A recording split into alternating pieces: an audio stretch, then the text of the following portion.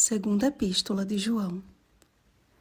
E o amor é este, que andemos segundo os seus mandamentos.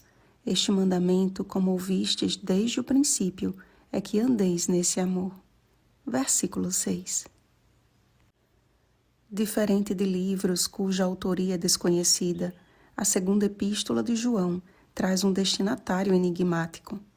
Conforme a raiz da palavra eklekti kyria, que significa Senhora escolhida ou Senhora eleita, João tanto pode ter escrito para uma mulher e seus filhos, ou seguindo a orientação profética, quanto ao significado da palavra mulher, pode ter se dirigido a uma determinada igreja e seus respectivos membros.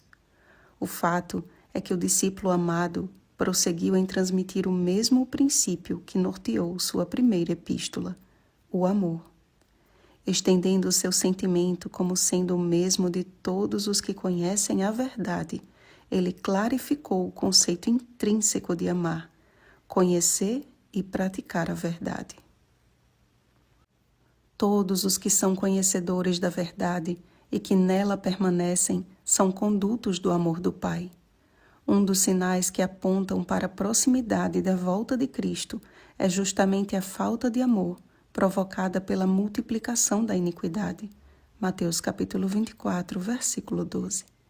O que nos leva ao seguinte raciocínio: se a falta de amor vem pelo aumento da iniquidade, e a iniquidade ou pecado é a transgressão da lei, 1 João capítulo 3, versículo 4, logo, o amor advém do crescimento em obediência à verdade, através do Espírito Santo, que Deus outorgou aos que lhe obedecem.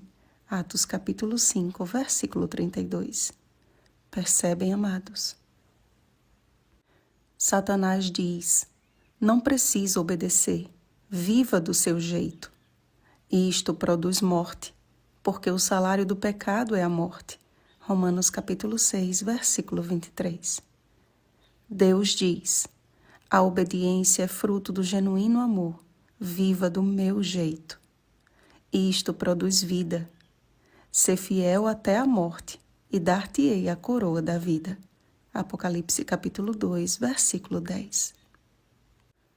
Não se trata, portanto, de salvação por obras, mas de sermos impulsionados a viver não mais conforme os nossos gostos e desejos egoístas, mas sob o constante governo do Espírito Santo.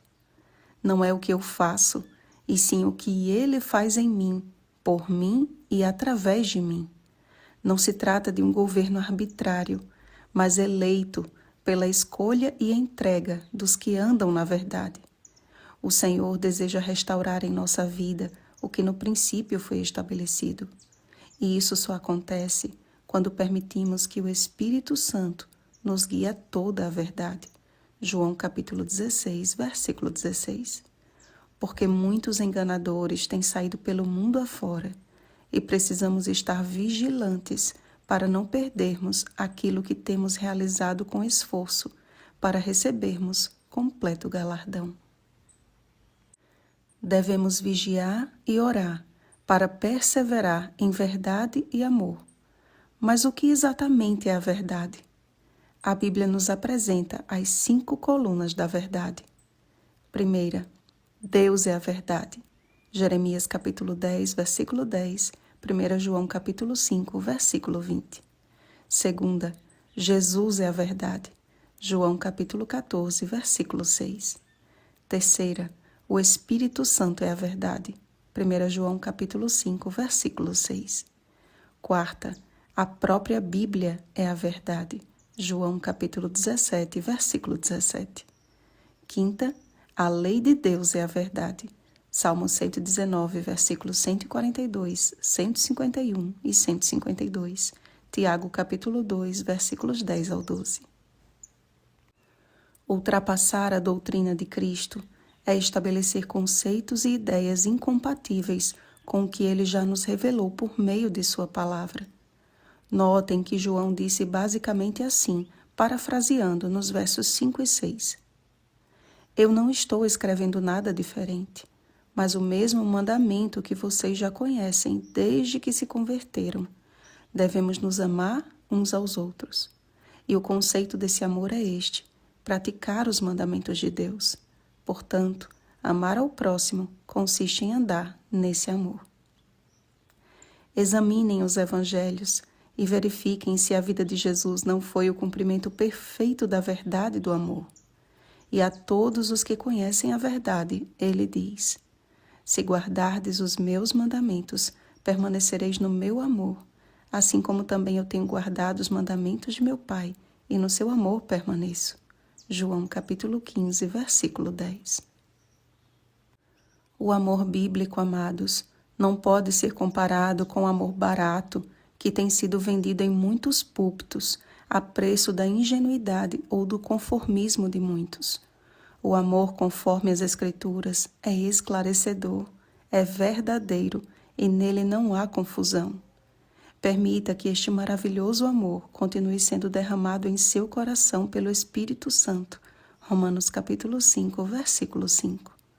Que ele te guie a toda a verdade e nesta jornada rumo aos céus, muito em breve, conversaremos de viva voz com o nosso amado Jesus, para que então a nossa alegria seja completa. Oremos, amados.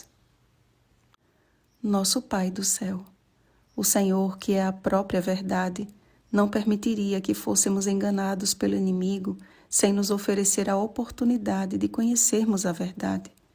Graças te damos, Pai, pela Tua palavra, que nos guia, nos santifica e fortalece a nossa fé em Ti. Concede-nos a sabedoria de que precisamos para não ultrapassarmos a doutrina de Cristo, antes que possamos permanecer em verdade e amor. Paizinho, nos torna mais e mais achegados a Ti, para que naquele grande dia recebamos completo galardão. Em nome de Jesus. Amém. Vigiemos e oremos. Um bom dia e uma feliz semana, eleitos de Deus. Oremos pelo batismo do Espírito Santo. Oremos uns pelos outros. Rosana Garcia Barros.